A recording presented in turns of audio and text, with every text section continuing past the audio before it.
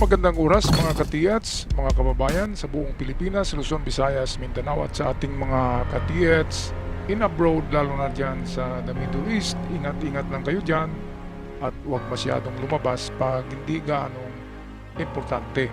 Okay, ang ating topic ngayon ay itong disputed na dalawang signs ng marker, ang X, litrang X at plus o itong cross. Ano bang pagkakaiba ng mga ito? At paano natin malaman na ito yung mga legit na marka o hindi? Kasi ang X at plus ay pwedeng nariyan lamang sa nature or kalikasan na gawa ng kalikasan na pattern. Ang X at plus sign. Well, paano ba natin makikilala kung ang X o plus sign na nakita nyo ay totoo? Well, una dyan ay ang legit na mga X at plus sign ay chinisil yan. Ginagamitan ng chisel. So tingnan nyo kung merong tool marks na tinatawag. Tool marks. Ngayon, ang mga X at plus na yan ay hindi yan manipis. Hindi yan yung bitak. Hindi yun yung parang liki o bitak lamang sa bato. Yan talaga ay maipasok natin ang ating daliri. Pwede ang ating hiniliit o hinlalagi basta't hindi siya manipis at hindi siya bitak na marka na X at plus, kasi marami sa nature ang bitak lamang na X at bitak lamang na plus. Okay, so ito, umpisa tayo dito. Dalawang X na magkasunod, inside or in between, katulad din ng magkasunod na plus. So, ibig sabihin, in between dalawang bato yan na magkatabi. So, pwedeng sa kalagitnaan ng dalawang bato or sa loob ng isang bato. Sa ganitong dinubli-dubli ang X at dubli-dubli ang plus. So, itong cross. Ang cross ay, ang ibig sabihin yan, kapag cross, yung mahaba yung sa baba na linya, ang item ay nasa tubig, in the creek. So rich object, ibig sabihin ay kayamanan na bagay, ay nasa tubig, nasa creek yan. Nakakita na ako ng ganito sa creek, bato na tinatakan ng ganyan, at nakaturo talaga siya sa gitna ng creek. Ibig sabihin, nilubog sa gitna ng creek. Karamihan ng nilubog sa gitna ng creek ay concrete box. Ang kayamanan ay binuhusan ng konkreto at binaon sa gitna ng creek para hindi matangay ito ng tubig. Kailangan ng mabigat na konkreto. Plus yung palaman ng mga ginto ay lalong bibigat yun. Kaya hindi yun pwedeng matangay ng agos ng tubig sa creek kahit na bagyo. Lalo na kapag nabaon ng kahit 1 meter lamang. So, rich object in the creek, sundan lang yung mahabang linya ng cross at yun na yung pinaka-pointer niya. At tingnan lang ang anggulo ng cross. So, sundan yung turo ng cross. Makikita mo yun eh. Isasahit mo yung mata mo sa linya. Makikita mo kung saan tumatama yun. So, ito naman, ang bilog na may cross or X ay hindi siya maganda. Treasure marker nga yan, pero merong booby trap. Meron na ikwento sa akin ang kakilala ko na treasure hunter na nakahukay sila ng concrete box. Andin ng biyakin nila ay merong nakapalaman na parang bala ng mortar. Yung parang maliit siya na torpedo, tingnan, bala ng mortar. Kaya kung tingnan mo yung puwet ng mortar ng bala ay ganito, nag-cross yun eh. Ang puwitan ng bala ng mortar, parang maliit na torpedo. Okay, so treasure nga siya na sign, pero beware of booby traps. Kapag booby traps, sumasabog eh. Karamihan nga niyan ay isinama sa pagbuhos sa concrete box yung bala ng mortar, bala ng basuka, or granada. At kapag natamaan nyo ng malakas na pagbarita nyo or pagbabara or pagmamaso nyo sa pagbiyak, pagchisel, pwedeng sasabog. So ito na yung X, sinabi ko na kapag X on target. At ang pagkaiba ng X at plus, ang plus ay numero. Sa kanji, di ba, ju, ang ju ay 10. So pwedeng 10 hakbang, 10 metro, 10 yarda ang layo galing sa bato kapag plus ang nakaukit. Paano ba natin malaman na plus o X? Kasi ang magkapareho lang, di ba? Hindi siya magkapareho ang anggulo ng pagka-cross. Ang X ay maliit yung anggulo niya. Sa taas at ibaba, maliit yung anggulo. While ang cross ay perpendicular, 90 degrees ang angle ng pag-cross ng dalawang linya. So yun ang pagkakaiba niya. So kapag X na X lang talaga, ayan ay right on target. O ibig sabihin, diyan na yan. Pwedeng sa baba ng bato, pwedeng sa loob. Sa loob ng bato. So ito, X na may arrow, last sign before object. So ito na yung final sign at object na yung kasunod. Ang linya sa baba niya, ayan yung lalim. So ang isang linya ay pwedeng 1 meter lang at pwedeng 5 meters siya. So pwedeng 1 meter lang ang lalim nito or pwedeng 5 meters. So sundan lamang ang tinuturo ng arrow bandang kaliwa sa bato. Ayan.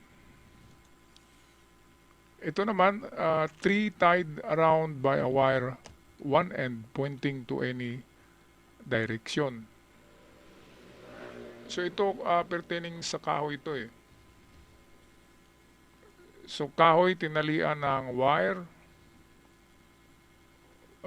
one end pointing at any direction. So yung tinali na kable sa puno, kung tingnan nyo ay nakaturo yung dulo sa isang direksyon. So sa ganito, ang kahoy ay X eh.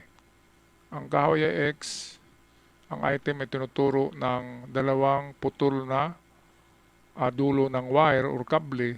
So ibig sabihin, nasa harapan ito ng kahoy ang paghukay. So lakihan lamang kasi baka under sa kahoy o harapan. So lakihan ng hukay para matamaan. Ito naman nakita natin ang X ay mayroong parang handle. Para siyang candy sa Christmas tree, no? Ayan, so sa ganito, ang item ay nasa kanan. So kung nakatatak siya sa bato, bandang kanan ng bato. Kaya nga siya paliko, papuntang kanan na side. So bandang kanan ng bato, distansya ay pwedeng 1 to 2 meters lamang. Kasi malapit yan sa bato. So 1 to 2 meters kapag ganito, bandang kanan kung saan narito yung parang handle ng payong.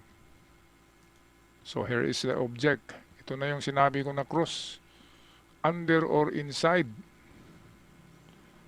ang kahulugan. So palagay ko itong cross na ito ay final sign siya. At meron itong counter sign sa unahan na pinakauna, andin tinuturo to, kaya nasabi dito na under or inside. Pero ang karamihan ng cross or plus ay hindi pala cross. Plus talaga ito. Dapat magkapariho ang haba ng linya. So distansya talaga yan. Kaya nga 10 eh, 10, ju. Ano bang ibig sabihin ng 10? Di ba? Distansya. Kung sabihin natin na lalim, 10 lalim, pero wala siyang pointer kung nasaan. Diba? Pero dito, under or inside. So, pwedeng mangyari din na ganun, kasi hindi naman lahat ng sign pariho talaga ang kahulugan. Depende yan sa nagbaon. So, ito, under or inside. Pero sa mga eksperyensya ko, ayan ay 10. at magsukat tayo ng 10 galing sa bato na minarkahan ito. So, i-detect lang ang palibot ng bato kung saan yung malakas ang detection, yun ang puntahan. Gamitan ng locator.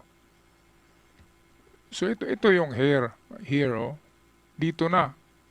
Kasi may bilog, may X na parang kanina yung booby trap. Diba? Pero iba to kasi may kasama na siyang mga bilog-bilog. So, ibig sabihin, ang ano na yan ay halo-halo o sorted. Assorted siya na item. So, pwede sa isang kahon ay halo-halo siya. Dito, 4 na item bali ang nakalagay, 4 na dot.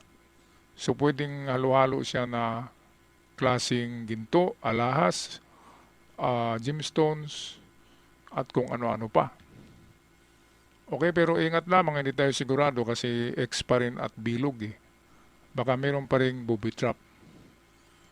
Pero ibig sabihin, merong kayamanan kapag ganyan. So ito, doubling cross, dalawang cross, underwater. Ang pagkakaiba ng cross at plus, mahaba talaga ang isang linya ng cross. At ang kahulugan ay nasa tubig nga siya. Okay, so sundan lang ang kung nakatayo ang cross. Ayan, so dalawang cross, ibig sabihin, dublihin ang distansya. So, dublihin ang distansya, halimbawa, ang isang cross ay 5 meters. So, dalawa na siya. So, 10 meters na siya. Saan ba yan papunta? Well, pwedeng harapan yan. Sa harapan mismo ng cross. Ngayon, gamitan talaga yan ng locator. Kung saan malakas ang detection na side, doon mag-umpisa paghanap gamit ang inyong mga locator. Okay, so iba na namang klaseng. Ito ang maganda kapag may dot. Ayan o, at 3 meters. Kapag ganito, ang merong dot, ang dot yung direksyon niya.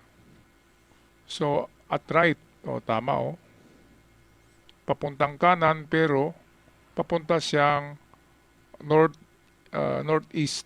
So, papunta siyang northeast at 3 meters distance. Yun ang maganda kapag may dot kasi malalaman natin saan tayo papunta. Ito naman, baliktad siya. Imbis na treasure at right, make that at left kasi nasa left yung dot. Okay, kapag X, ang dot ay baliktad. So, imbis na nasa left ang item, ay ilipat natin siya sa kanan kapag X. Iba ang iba ang kakahulugan nila nito. So, treasure at right side of the rock ang ibig sabihin nito. So, baliktad siya. Imbis na dito tayo sa left kasi narito ang dot, ay binaliktad nila ng mga Hapon. So, treasure at right. Kaya yung sinabi ko na mirror image. Halimbawa, ang sign ay nagturo sa front at pag wala sa front, hinukay nyo, nasa likod yan sa kanyang opposite. So, mirror image. Katulad nito, kapag i-mirror mo, baliktarin, ay dito talaga yan sa right side of the rock. Okay, so patuloy tayo.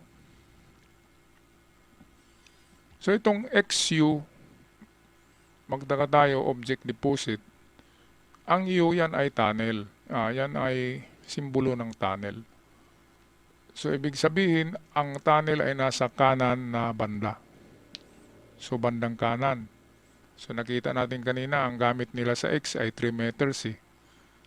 So, dito, pwede ring 3 meters lamang ang distansya ng tunnel. Open tunnel to kasi walang sara ang U eh. Walang nakabara sa letter U, open na open siya. Ibig sabihin, ay tinabunan lang yan ng lupa. Hindi siya nilagyan ng mga bato sa ibabaw o takip na konkrito.